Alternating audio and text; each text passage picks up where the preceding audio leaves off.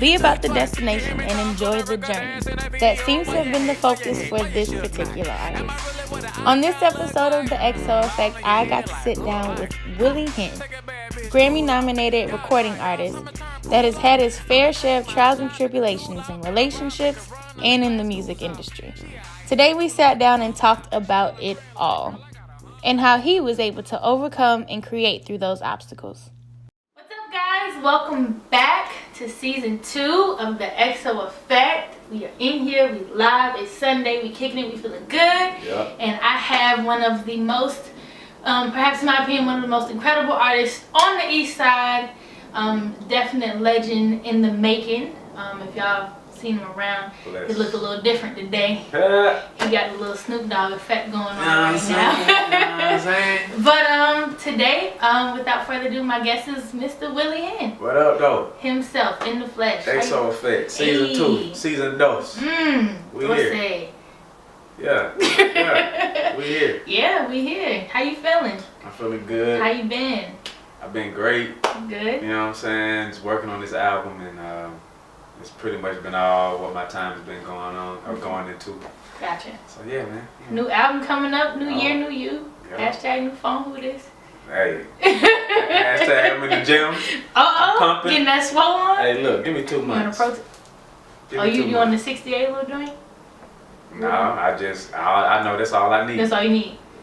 You going to the gym on the regular? I go to the gym 5 days a week now. This Look at you! This is new for me. But what's your meal prep looking like? What's that? That determines everything. JJ's. Nigga. That ain't changed. But it's 80% diet, 20% working out. Well, I drink that protein stuff. Okay, protein shakes. That's... Bruh. It ain't gonna take much to feed these guns. He's on the most niggerish diet right now. JJ's and protein shakes. Alright, that'll work. A little water. Right. Oh, a little water, not a lot. A little water. More Hennessy than anything. Yeah. So I just wanted a little background story while we're here. Me and Willie have been trying to get up for the last probably month now. Just between scheduling conflicts and life all together. It's been like, I ain't gonna say a struggle. It's been pretty cool how we ended up linking up today. Right. And on our initial day of the interview, which was all of my fault, I forgot my battery. She damn sure did. I did. But let me tell you how I set him up. So I know he liked JJ. So I pulled up with some JJ's and some Hennessy. She did, y'all. That was pretty dope. And it was gonna be a smooth little thing, but I fucked up and forgot my battery. Typical Chiane shit. And that's what happened. So, you know. It's all good. But so let's get into this album. You're working on this album. Yes. Following up with 13 Roses, which is definitely a classic one when people know who is Willie Hyn. You have to go back and listen to that one. Thank you so much. So tell me what this new album is gonna be like or consist of, and the title and everything. Oh man, well it's the end. That sucks. It's the end of the saga. It's been a 3-part series. Well, it's been a 2-part series thus far, but this last one I'm doing will be part 3, and it'll be the end of it. And the end. The end, yeah. This kind of sucks because I don't know if you all follow. If you haven't, then you definitely should. The 13 Roses has been a storyline for the books. If you've ever been in love with 2 people at the same time, or you just been through some real shitty heartbreaks, that's definitely the album to listen to. It takes you through the ups and downs, trying to get over it by partying, and you meet somebody, and it takes you through a whole thing. So this is the end. This is the end. That sucks. It's going to be but it's fun. It's fun. You know, it doesn't sound, until you get to the end of the album, it doesn't really, you know, it's a vibe. It's a lot of funk in this one, and it pretty much, you know, it closes everything out. So if you've been following me since 2014 when I put Rock and Rolls out, and then we put 13 Roses out in 2016, if you've been following since then, you're really gonna kind of catch up with. You're gonna enjoy it because it's gonna be this one's gonna be for the people who been around since day one. So it's gonna be a lot of little joint, you know, a lot of little punches and little this or that. So you said this is called 13 Roses. No, this one, this third. No, this is the title of it is. This third album? Yeah. Yeah, it's The Roses Are Dead Tour. The Roses Are Dead Tour. The title kind of says a lot. I'm a little heartbroken by it. But I mean, it's gonna, yeah. But you know, it's gonna take you on the ride. There's gonna be moments where, you know, the title doesn't all the way really tell it. Okay. So okay. It's gonna take. I think just like, I guess for me it's like I gotta play with your mind. Yeah, it's like this don't sound like it's gonna be the best. It sounds like I'm gonna put you in your feelings kind of album. Yeah, you're gonna go there. You're gonna. It's gonna be moments. You might cry in the car. It's gonna be moments where you really gonna, you know, it's gonna hit you. But this is probably not even probably. I mean, the best songs that I've written. The features. I gotta go later on today. The features I got on this thing is, man, I'm really blessed. You know what I'm saying? And my writing just, yep. So I know that it's that's always a process, trying to dive into that moment itself. But I know, just creatively speaking, music is always something that you kind of just dove into. I know you've been drumming since you were about 5, and you really got into it by 18, 19. Really kind of got into your own groove. But what was that like, being I ain't gonna say a preacher's kid. I hate that term. No, I mean, but you know, being that especially your mom, she switched over from acting and then doing something that's non-secular. Right. How did they feel when you started diving into that realm of doing something that's non-secular? Something that's secular. Yeah, they wasn't with it at first. You know, but I was wild back then, so the shit I was rapping about was wild as hell. Like, I wasn't doing none of it really, but I was wild back then, so yeah, they wasn't with that, and they were non-supportive.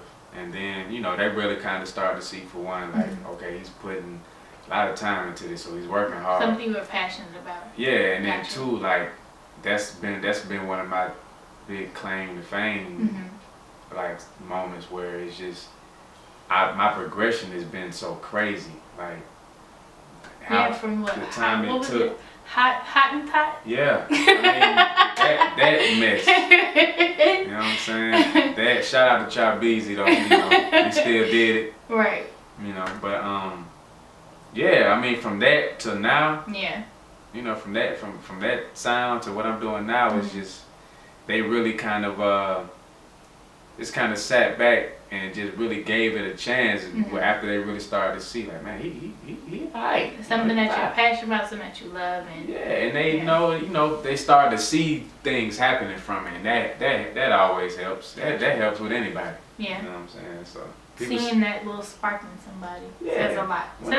When they see you doing it, you know, they just when can't knock the hustle. Yeah, you know. Yeah.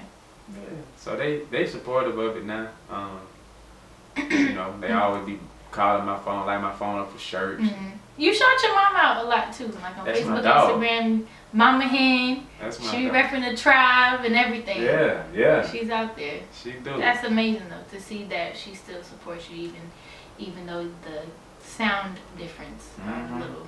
They'll be in church telling them about when I'm going out the city for this or that or the third. Like, that's really cool. Announced the movie when it came out. They made a big deal about that. And I told them not to. Speaking of the movie, so I got the chance to go to the premiere of the movie. I was late. I'm not gonna lie. I was on niggerish time. I had just got off work.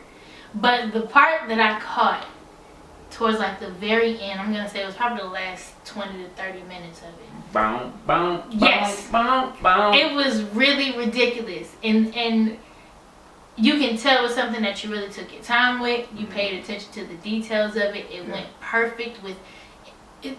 13 Roses, the movie was pretty amazing. Thank you. I mean, for you to show it at the theater, it was just like you really felt like, no, this is a legit movie that I'm watching. Like, it's something I need to pay attention to, and even the storyline is very relatable. But I think more importantly, like the aesthetic of it, it gave you this vibe of like, it's kind of like when Charlie Murphy was explaining like the Rick James party and like all these things that happening. But it was such but it was such a sensual storyline where it's like, okay, well, what's gonna happen next? And then my favorite song played, Art Class. Oh man, I get in trouble listening to that song at work. Man, it played one day and I was like, oh shit, my bad. But coming up with that, what was the creative process behind that, and how did you get the sense that you wanted to look and feel this particular way? What vibe did you want to bring to people? I wanted them to gain the truth, you know, and I wanted them to see it. I wanted them. I said from the jump. I said I wanted to give me an Idlewild, Purple Rain, and Moonwalker's vibe. I want all that in one. And of course, Mike D. Shout out to Mike D. I Am My Photos. He was, you know, he's a genius. And captured all of that. He captured all of it. Yeah. Perfectly, from the house party to the room. Yeah. I was like, damn, shorty ass fat. Yeah. And yeah. Shit was nice. It was very well put. It was very tasteful. It was very tasteful. Even how we shot it. I mean, it wasn't we were just in there just going crazy. Yeah. I mean, it was the way we wrote it all the way out. I mean, it was like time. I was gonna say, how was that having that? I always worry about sex scenes because I'm like, that's gotta be probably the most awkward thing you can do on camera, is to try to be very sensual and in the moment. So how was that for you? I mean, it's, you know. Oh God. You sound like a natural, like, you know, ain't nothing but a little camera. I mean, the biggest, okay, because people always want to know this. You know what I'm saying? So, you know, there was one hang up. There was a hiccup that we had where, you know, we was trying to figure out how we was going to maintain all body parts. Intact. Right. Without being exposed. And and not only that, but like, we didn't want too much of me to be shown. Right. So we had like a whole half a day where we just went back and forth because they tried to bring up the whole, you know how this is just how they do in the movies now. They got some certain type of tape that they put on the guy to make sure he's all the way held down. Secure and safe. And I didn't want to do that. I was like, I do not want to put no tape on there. I said, no, You wanted to all just... So that's why, but see, I ended up coming up with a way of explaining to them, like, look, I don't want to do that, but at the same time, this would make more sense anyway. We have a house party. Like, let the girl she's going to automatically just want to strip down. Right. And on some G shit, like, the nigga still had his pants on, but you know, he did his thing. But see, that right there, they was like, okay. Gotcha. So that right there took care of that part. Okay. And then as far as me and her, like, it was just, man, shout out to Kenny and Nicole, super professional. We've known each other for a couple years, so I came in there and just made sure everybody was lighthearted, made a bunch of jokes and laughs and liven up the place. Shout out to the tequila that we had to kind of. I was gonna say, you're gonna have some. we had to have some because it got it. I mean, you have to. I wanted it. I had a real conversation with her. And I told her I really. Awkward. And I told her I wanted it to look intense. I wanted people to be in the movies doing exactly what they did. It did not. I swear to God, I was in there like. It was. I mean, it was loud as hell from. Let me pull the phone out real quick. Let me text somebody. See what's going on after this. But it was a lot of that. It was, you could feel that energy in there, and that's what I wanted to give off. So, it was. You did that. It was fun. It was fun, but see, it was a little easier for me too, because that wasn't my first love scene. I had another one. I had a shower scene. I did all that in 1 year. Oh. So for me, I was kind of like, let's go, let's do it. It was a little more comfortable with it. Yeah, let's take these clothes off and let's get going. He was like, let's get naked. Oh, I ain't bet. It's my time to party. I like these kind of scenes. But it was fun. It was fun, man. And we all knew the common goal. Like I said, it was written out. So, everything was all slow-mo. But I mean, it was literally like, okay, 8 seconds. Okay, next part. That shit looked like next part. session. It looked like one of the most sensual porns you'll ever watch ever. I was like, this shit is perfect. It was very tasteful and very well put in. Thank you for that. I appreciate it. I appreciate it for the culture. Yeah. For the culture. You know what I'm saying? Oh, Wakanda. Yeah. Are you that annoying person? Like when you have an idea in your head, you gotta go nag people about it until the shit comes out of your head and it's done, and then you can hear it and you can see it and touch it. Are you that artist? I'm not that. To be honest with you, no, I'm not that artist. I just get on people's nerves being a dumbass, but. Oh, is that why you got a second Instagram page called Willie Hyn Dumbass? Yep, that's why. Gotcha. You know what I'm saying? No, I'm not that artist. A lot of times when I come up with ideas like that, I kind of hold them. I'm just weird about. I want to hold it until it's done. Gotcha. You know what I'm saying? What is your creative process like? How do you? So I know 13 Roses itself, and you carry a lot of that throughout your branding and your concepts about the rose theory. That's kind of cool concept. My bad. Dropping gems. Hey. But you carry that a lot, and you're able to really get into a moment. But outside of that, it's an actual story. And how are you able to take those life concepts as something that's real? Because people don't talk about that. People don't talk about a legit love or a legit love triangle or just a fucked up situation and be able to create an entire storyline about it and be honest. You're very honest about it. Like, and I can only imagine what the next album's gonna be like. It sounds very fucked up, but it's honest. And how are you able? What is that process like when you can take a situation and turn it into a song and a storyline and a whole album? I mean, it's a lot easier than it probably sounds because it's real. You know what I'm saying? Now with this one, it was a lot more juice that I threw on, like just on in between stuff. You know what I'm saying? Just to kind of make it enough to be a story. Because really, it could have ended at 13 Roses, but it was one particular big moment that it had to get. Part 3 just had to happen. So, I wrote around that a lot. You know what I'm saying? But it's a lot easier. It's a lot easier than you would think because it naturally flows. I just had to get to the point where I was ready to record it. But putting the movie out for 13 Roses, that's really what kind of gave me the boost. Like, okay, all right, because I'm ready to go on to tell part 3 and put the movie out for that and just be done, so I can talk about other stuff, show other sides. What was the hardest part for you writing the last album? Just knowing that was it. Just knowing where, like knowing it was it first. That's been pretty deep. Yeah. Cause that's been my life for the last 5 years. Yeah, I'll tell you. Like I said, you built yourself and your brand around that. Confetti Rose, the Rose Parade, the 13 Roses, the Rock and Rose, the Roses Red Art Club. That's my publishing company. You built everything off of that. Yeah. Is it really dead? Really? Like dead? Or do you feel like it's kind of like it's dead? It's dead. But I was hoping you didn't say that. Yeah, but I mean, it's one of those things where because people are hearing so much, it's dead. Roses are dead, but they don't.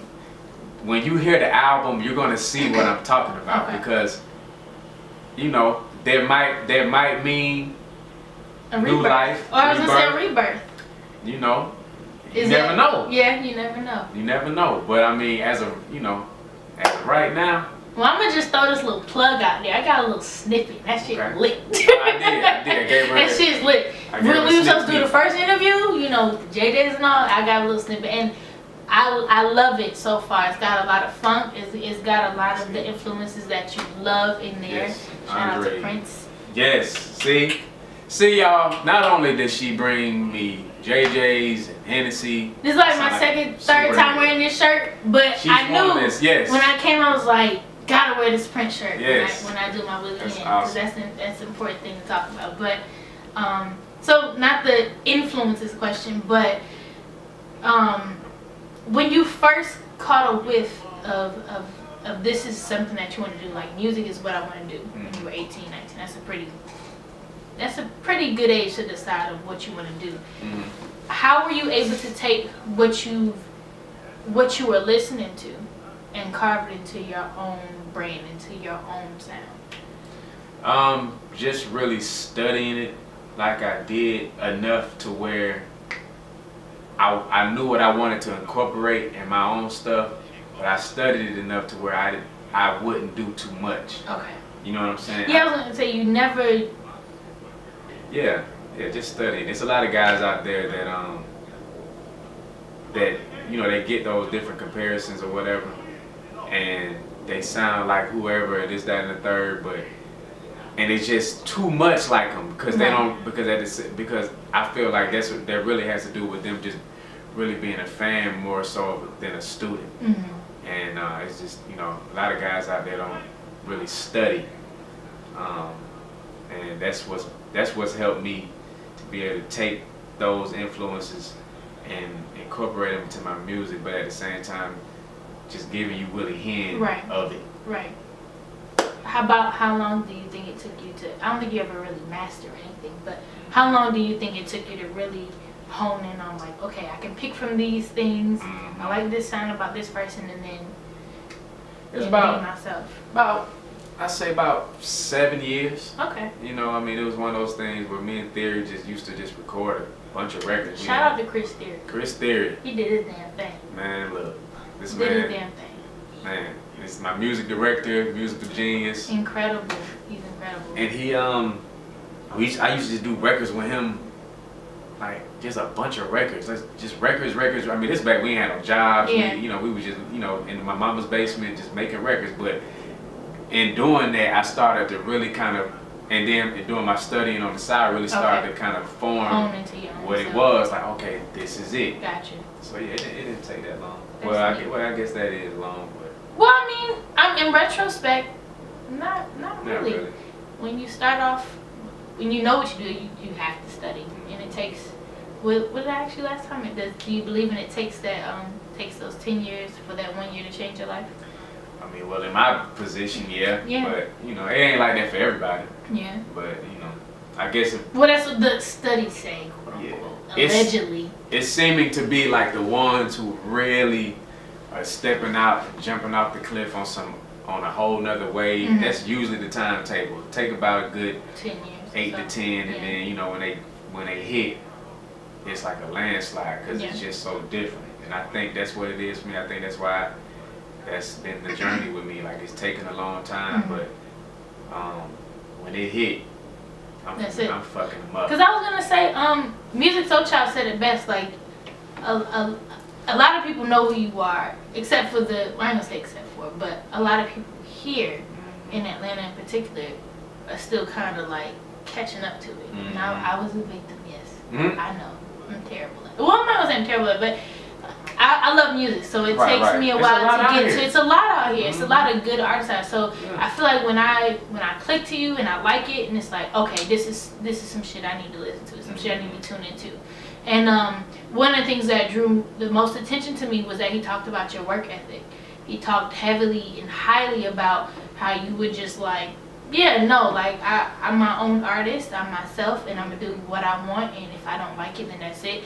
And I'm gonna put in these hours to put the best work out there. Yeah. And so linking up with him, I know that's been a journey in itself of having, your idol, really bring you under his wing and kind of be like, nah, I fuck with you. But how has that, or has it changed your work ethic to make you do a little more, push a little harder, or push those boundaries that you've already pushed that he sees already? Like, he's kind of being like, oh, okay, I knew you were going to do that already. You know? Yeah. I mean, definitely, yeah. I mean, it has, because, when people start to notice it, you want to give them more to notice. So it's automatic.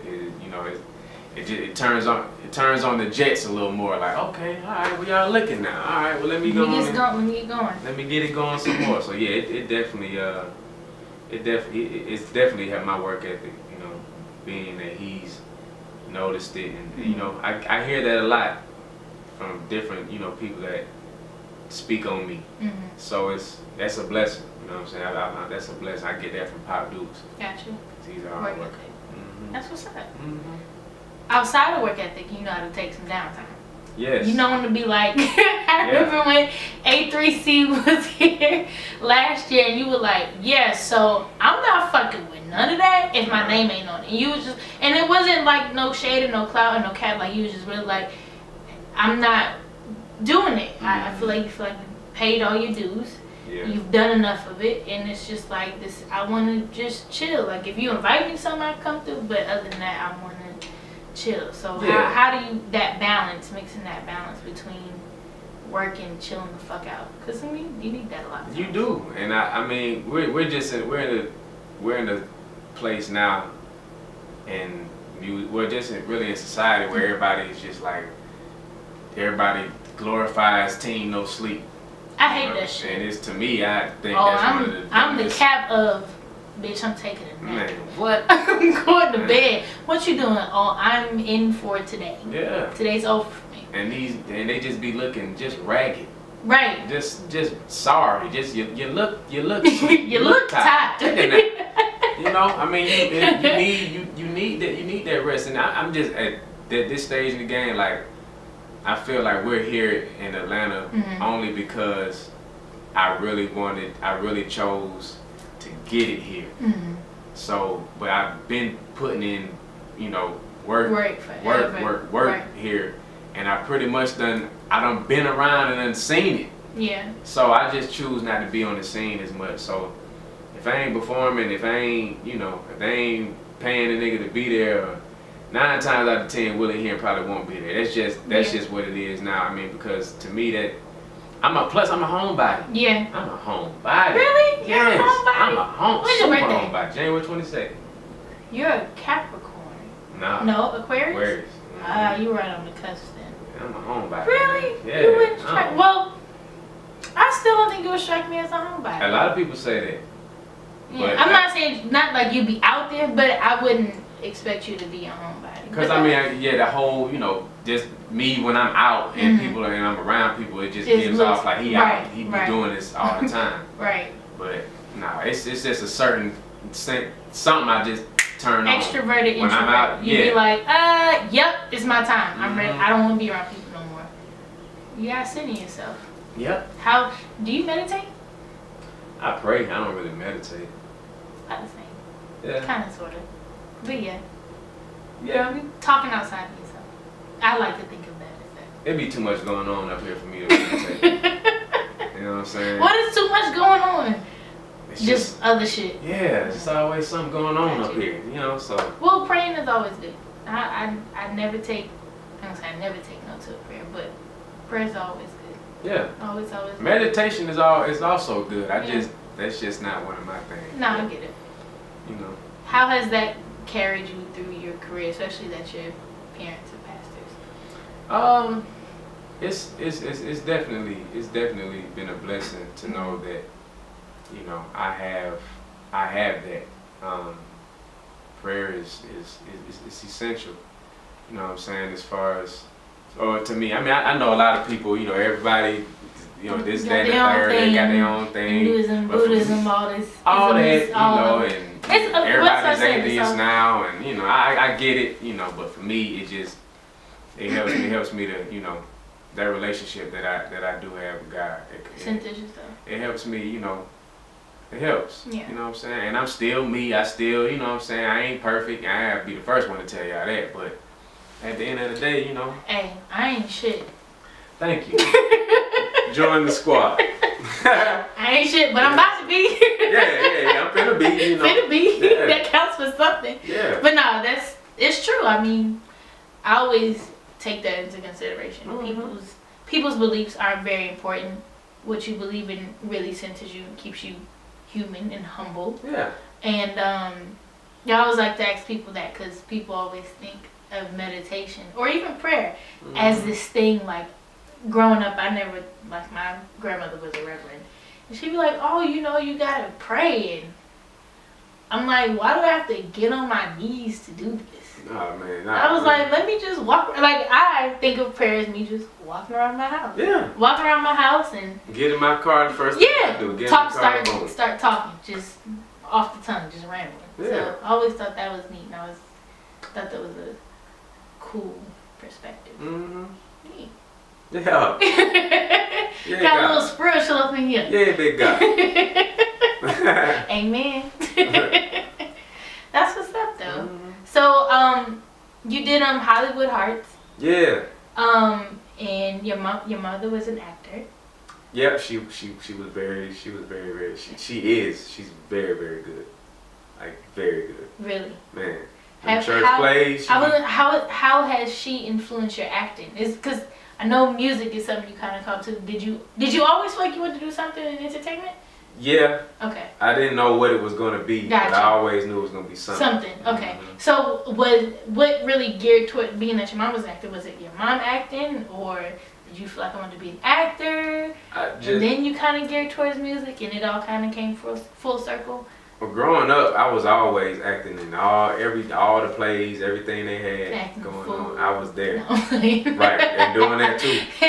But I was always doing that. I was always in the plays and everything. So Okay. that I knew that before the music. Gotcha. I knew I was gonna be acting or something. You know Okay. what I'm saying? So I mean, that was just a natural ability that I got from my mom. Like, she's awesome. Nice. Yeah. So many artists, Awesome. so much talent. Mm-hmm. And you still carve your own lane. You know, I'm not gonna say how hard is it, how easy is it for you to not be a part of the hype? Oh. In the club. Because you know that's the thing, like going to, especially here, and you know, like going and doing the same and seeing the same, and it's like how able to marginalize yourself into like, no, this is what I'm doing. Mm-hmm. And people still fuck with you for that. You know, Yeah. What is that like?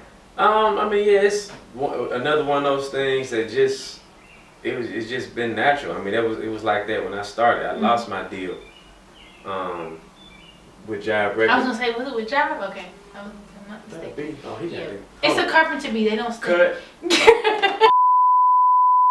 Yeah. It's been a natural thing because it was like that when I started. Okay. I mean, it was just I came in different. I came in weird, and then, like I was saying, that's how I lost my deal that I had with Jive Records because they signed me to a certain type of sound. You know, they wanted me to, the high top joint. They wanted me to do the trap. It's crazy. And then I started sending them what y'all hear now. And it was like real music. And they was like, It was like, fuck this outta here. This not why we signed you. How did you, knowing now, you know, that's not your sound, how did you feel even creating that record? Then it was just like, let's just do something to get on. But I regret doing that shit to this day. Really? I regret making that record. Super regret it. That sucks. Cause I hurt some people. Yeah. You know what I'm saying? Yeah. And I took. Not something that you're take proud it back, of, you would. Yeah, if I could take back doing that whole, I would have. I definitely would. But at the time, your mental was different. I was stupid. I was 19. Yeah. I was. That's what you thought. Like anyone else, I'm about to get on. I'm finna get on. I'm gonna just write this shit and call it a day. Yeah. And that's the cost of staying true to yourself. The cost of staying true to yourself. Yeah, but you know, at the end of the day, it always wins. Yeah. You know, just be real, be who you are, stick to your guns, and I mean, had I not gone the route of sending them, you know, the stuff I'm on now, I'd probably still be signing and making whack ass records. You know, Wise words from Willie. We're gonna make that a segment. You know what I'm saying?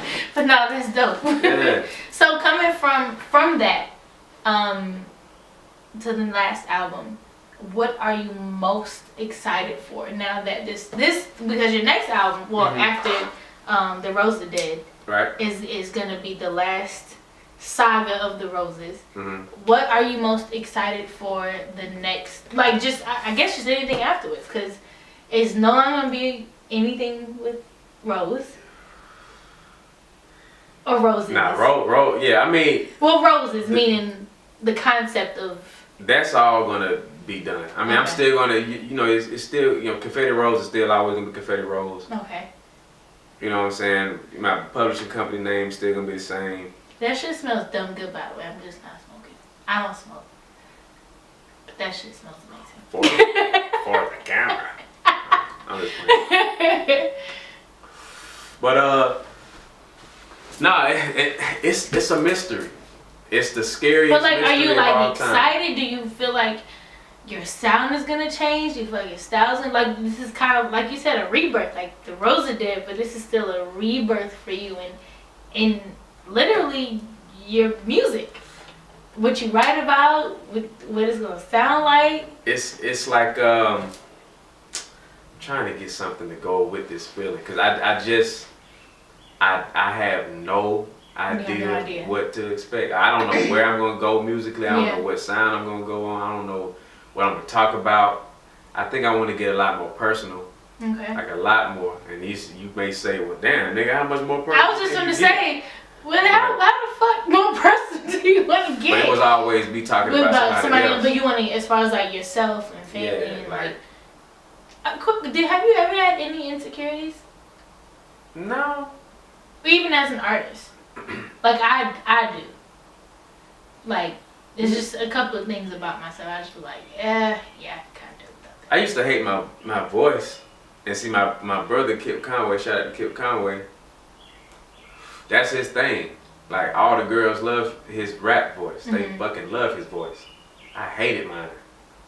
So how did you get used to it? I guess just listening to it over and over again. Well, I mean, I even did some things to change it. Not really change it, but just make it to where you were comfortable. Be a little bit more assertive. Okay. You know what I'm saying? And yeah, and just be and have it not sound so read. Like I used to, even when I memorized it used to sound like I was reading that shit. It's crazy because I guess only you would be the one to know and critique Nobody your else own really voice. Because to me, you sound the same from 4 years ago doing the interview. Like it used to be different. Yeah. Like I had to you know, I worked on it a little bit, but that probably was the only real one for thing. real. Okay. Yeah. Okay.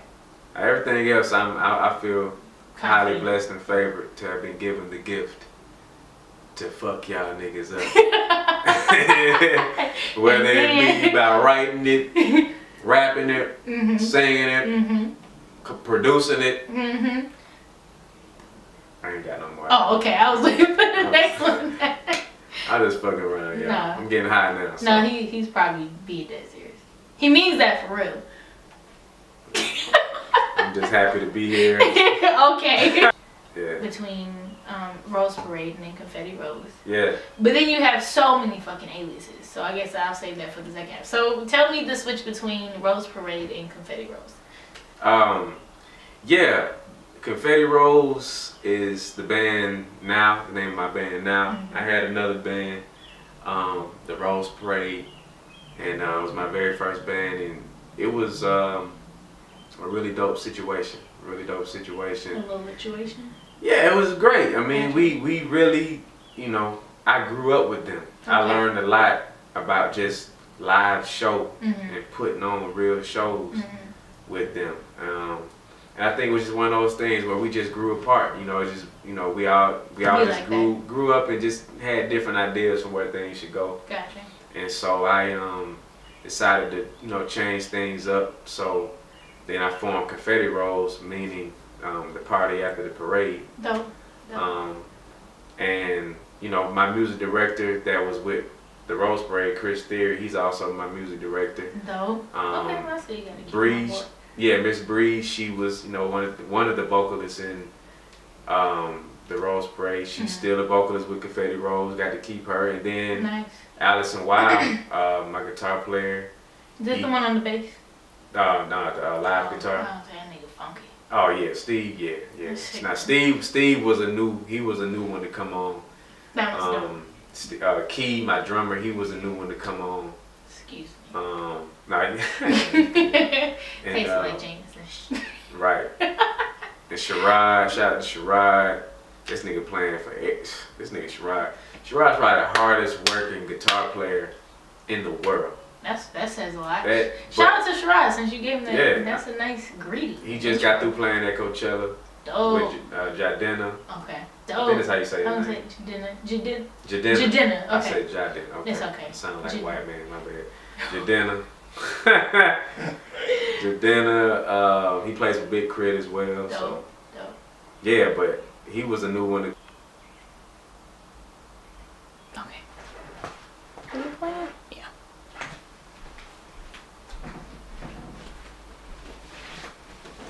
Alright. Who else I said? Shout out my nigga Anthony Keys. He was also a new one to come on. He's like a second, where he does like cold keys. Gotcha. Okay. That's I never. So yeah. So it's been a blessing. And then as far as the Sir Will and the switch from Sir Will to Willie Hyn, Sir Will was just Sir Will was the name I had back then when I first started out. But I used to go to a lot. I kind of started switching over. Okay. Probably about a year after I first started performing, just hitting out a bunch of open mics, and I kind of started wearing more of the rocked out clothes. Gotcha. And, a guy that used to host, I can't remember his name no more, but he used to host the joints, and he used to always call me Lil Willie Hendrix. And Steve wouldn't even call me my name no more. He'd be like, "Coming to the stage, I make some noise, my nigga Lil Willie Hendrix." Makes sense. You know especially what I'm saying? because that's one of your influences. Yeah. So then I was like, I like that, Kinda but I didn't want. Yeah, and I didn't. But at the same time, I didn't want to, take the man's whole name. Rest in peace to the man. I didn't want to take his whole name like that. But I still wanted to pay homage to him. So I kept the Hyn, cut the Drix. Gotcha. And then I changed the spelling of the E, put it to a Y, and that's where we are. And it's probably gonna change again, so don't be surprised. Speaking of just your influences, how has because I know Prince knows your music. Yeah. So crazy, right? God bless the dead, rest in peace, Prince. Yes. How has that kept you motivated? Just knowing that one of the greatest artists of our entire existence, knows your music. That's gotta feel incredible. I would low key feel like the shit. just me personally. Yeah. But how when you think about creating, I know I'm not saying that you don't keep that in mind, because you're always gonna be yourself, and if you fucked with it, then of course you're gonna, But how do you keep that intact when you think about creating and in the process of you like rebirthing yourself? How do you able to keep that in the back of your head and still be like, okay, I got this. Like I don't have to worry about too much of shit. Yeah. It helps because I don't know. It's just always. It's kind of like I always kind of hear him in the back of my head. I mean, even putting this album together, like my direction in it, like it wasn't going in this same direction that it currently sounds now. It kind of more was just kind of like 13 Roses, how it was a whole bunch of different. You had a lot of elements. Yeah, in there. And you had a lot of elements in there. Yeah, and that was a plan of mine to do because I was inspired by My Beautiful Dark Twisted Fantasy. It was a lot of elements in that one. Yeah, you know what I'm saying, and all the features and all that, and that was really what inspired that. But like for this one, I really kind of, I don't know, it was almost kind of like I kept hearing the voice. You know what I'm saying? With, Prince saying like, "Hey, let's funk this thing out, let's keep it consistent." Man, that shit funky. You know what I'm saying? That shit is. And that's my second. My first one is jazz. My second one is funk. Yeah. They're very similar, honestly, as far as the style of it and how they kind of veer off into different genres and things. But what I love about them, they're both sporadic. They're both they hit you in your chest. Me and my uncle, we have this thing. Whenever we go out, we stand by the speakers. And that shit gotta hit you here. So if it don't hit you here, that ain't it. Yeah. And we have that thing, but that's what jazz and funk, they both have that element of it. It just hits you in your chest. I don't give a fuck what you listen to on the regular. I don't care if you ain't never heard Funky Day in your life. the first time you hear it, it does something. It just captivates you. It's ridiculous. It's funky. It's funky as hell. Yeah. It feels good. It feels good. So, knowing that he appreciated what I was already doing then, you know what I'm saying? It put more of it into a perspective. Like, man, look, like, stop trying to please everybody. Right. And just do for once. Cause that's really how I write my music and do it. I'm always thinking about the people. Right. But I just kind of felt like he was telling me, like, nigga, for once, do you. And you have every right to now. Yeah. You gave him 2. You know what I'm saying? Let this last one at least be for you. If you're gonna close with a bang. Yeah. So, but I mean, it was tough. Some of the ones I took out, I was like, damn. But when you listen to it in entirety, you feel fulfilled. Like this is what it's supposed to be. Yeah. The story's intact, and now it's we funkin'. He's a Grammy nominated artist. I'm gonna say it again for those in the back, for the people in the back that couldn't hear me. He is a Grammy nominated artist. So what in the hell did that feel like? Because I think only maybe about 2 people who are watching this could probably understand what that feels like, to get that call like, hey, you got nominated for a whole fucking Grammy. So what was that like? What were you thinking when you got that call? About fucking time. You know what I'm saying? Come on, talk to me, y'all. About fucking time. I mean, I've always felt like I was in the top tier of writers out there. You know what I'm saying? So it was just really all about getting the opportunity, and it felt better for me because I think I was more so happy for music than really myself, because that was Musiq's first R&B album of the year nomination in, I think it was 10 years. Yeah. Like, and I've been doing this for 10 years. So that says a lot. It's, you know what I'm saying? Like, that was crazy. Yeah. Like, and I was just so happy for him because, I felt like he definitely deserved it. Well over deserved it. He super deserved it. And, at the same time, 10 years, that's a long time. That's a very long time. To be out of the ranks, and then all of a sudden come back with something that incredible. Yeah. And it was an independent, like he put the album out independently. I mean, with the help of E1, shout out to E1. You know what I'm saying? With the help of E1.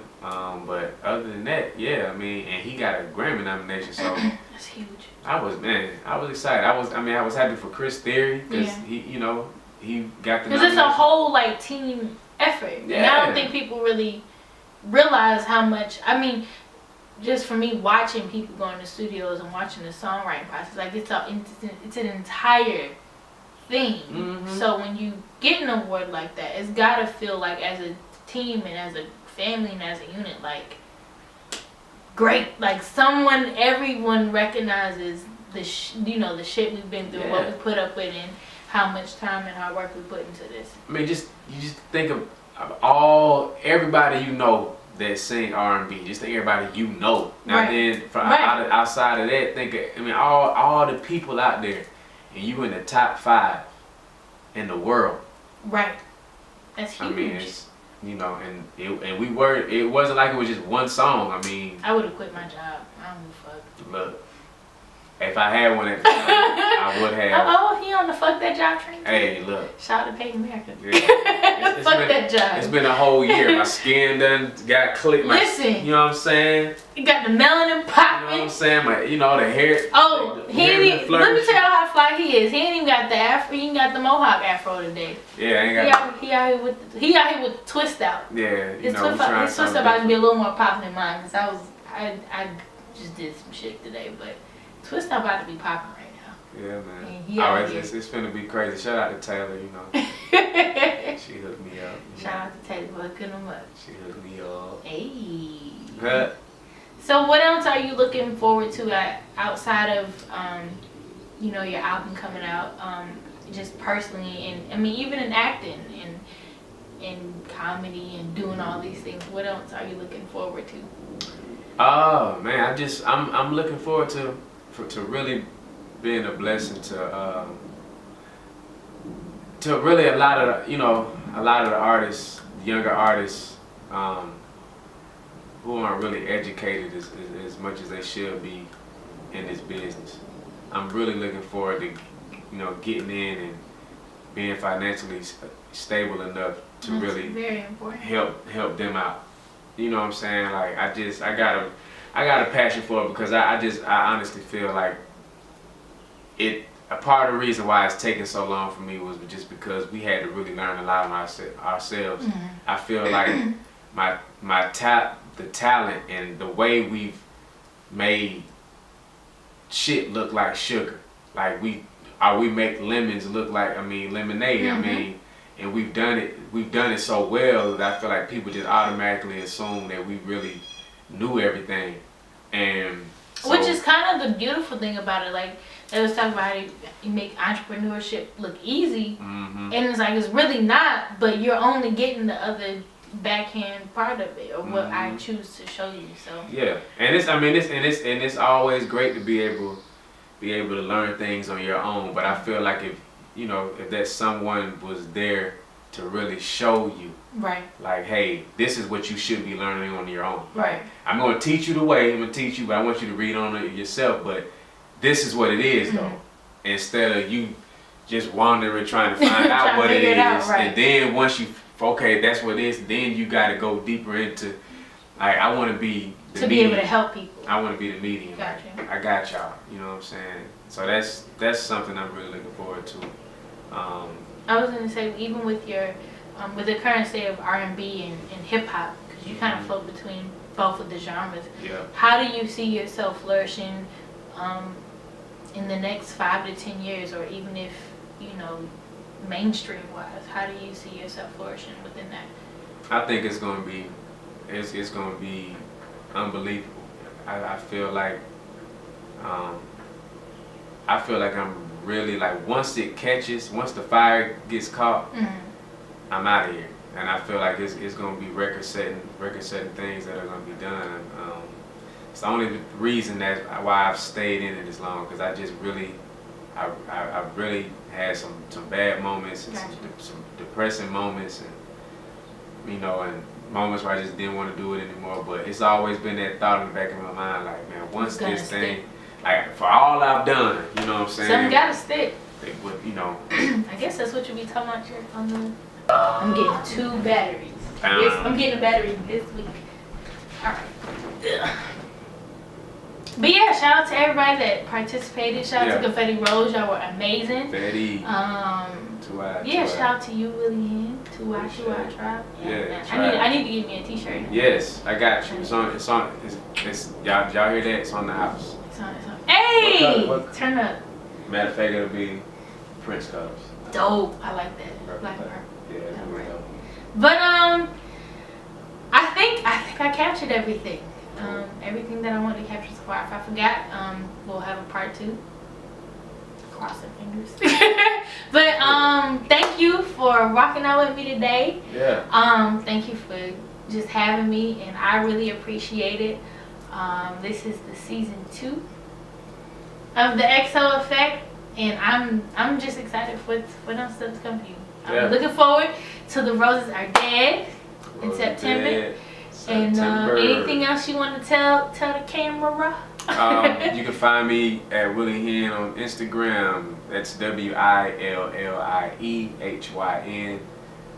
It's Instagram. That's Twitter. That's Facebook. All that. WillieHyn.com. You can also go to Wear Tribe. That's Wear Tribe, TR, 2 I's, BE. And if you want a Tribe T-shirt, if you want a Willie Hyn T-shirt, we got the merch on deck as well. Funk You, the new single produced by Chris Theory, and the video dropping June 23rd. We'll also be putting on the show at Soul Village. It's gonna be, I don't know if y'all remember back in the day when Marvin Gaye and Diana Ross did an album together. That's what Oh, that's gonna be dope. Me and Simone Royale are putting on a show together. Dope. You know, so June 23rd, man, it's gonna be really, really, really dope, and we're gonna give y'all a lot that day. So the summer's gonna be lit. Hey. It's gonna be a cool ass summer 18. Make sure y'all check me out on YouTube. Hit the link in the bio.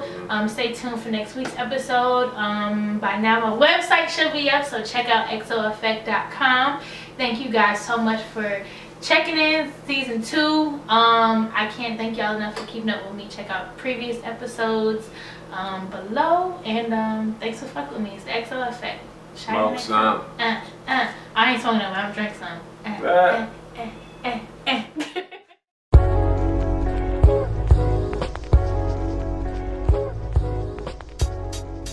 You guys, we made it to season 2. I know it's been very long overdue. It's been a struggle just to be able to put out this second season and just find more creative ways to do what I love. But I'm really excited, and I hope you all enjoy this journey with me on this next season. It's going to be a lot of fun. It's going to be very interesting. I'm excited to meet new people, and I hope you all are excited to listen to all of these new people and these new stories. And I'm just really excited that you all stuck with this journey with me, and I hope that you all continue. And I'm just really looking forward to this. It's just gonna be a really good season. So thank you guys for tuning in. If you haven't done so already, please like, share, subscribe, tell a friend to tell a friend. Follow everything, the XO Effect. Follow Chiane XO. It's going to be a really great season 2. Stay tuned.